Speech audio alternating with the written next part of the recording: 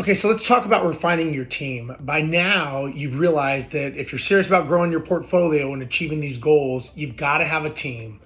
Otherwise, you're going to end up running yourself into the ground.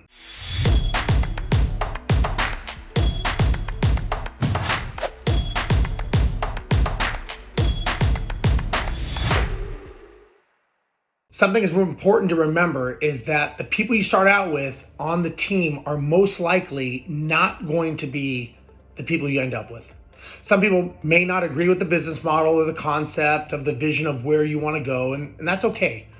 Sometimes people will phase in and out of jobs or careers, and to be honest, the skill sets needed from certain roles are going to change at the different levels that you're going to be operating at along your journey. Remember, the person you are today and the people you're around will most likely not be the people you're around when you become your future self of the person that is actually succeeding in this journey. It's always important to assess and reassess the people on your team as well as the people in your life. Remember something, people on a team are going to follow a leader.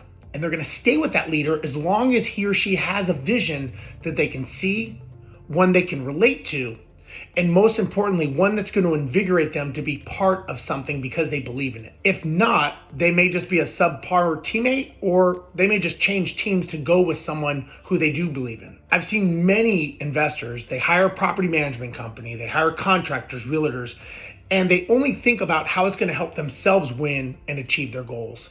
Now, to me, this makes it a very one-sided operation. I do understand that you're paying them for a service, but money alone is not going to create a long-term partnership. When a person is constantly going through different members on their team, I know several things are going on.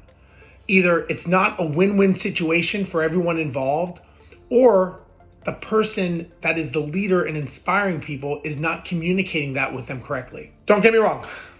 I'm also a realist and I believe in capitalism. And just because I'm talking about leadership and vision and communication, it doesn't mean that I don't understand that whoever is part of your team needs to be compensated for their services. Their business has needs such as expenses, they got profit margins, they've got goals of their own that they're trying to take care of, and these are their priorities. You have no control over their business model or to ensure how successful they are. Many times I've seen smaller business owners, which normally is what you will be working with in the beginning, they get either lazy or they get greedy. And what happens is they get comfortable with the steady flow of income from a certain client or clients.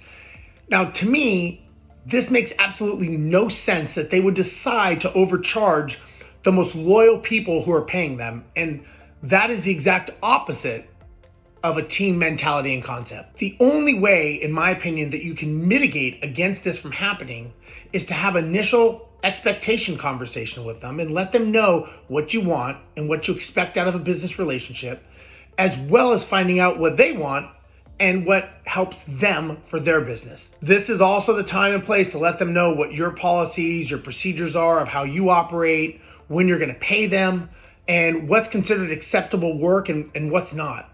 One of the most important things I think that you need to discuss is what your plans are for growth and how they fit into those plans. Now, if after this conversation you realize that they may not be a fit for you and your team, or they may be better off just kind of going somewhere else, but to be honest, this can be the best thing for you.